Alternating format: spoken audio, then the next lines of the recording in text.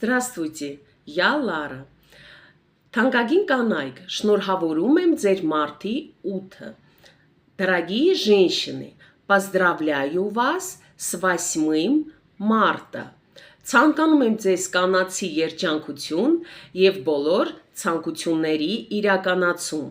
Желаю вам женского счастья и исполнения всех желаний.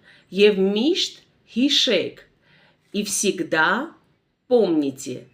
Կինը պետք է լինի գեղեցիկ, երջանիկ եւ սիրված.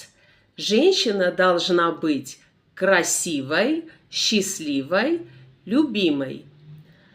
Իսկ ուրիշ նա ոչ ոքի ոչինչ պարտք չէ.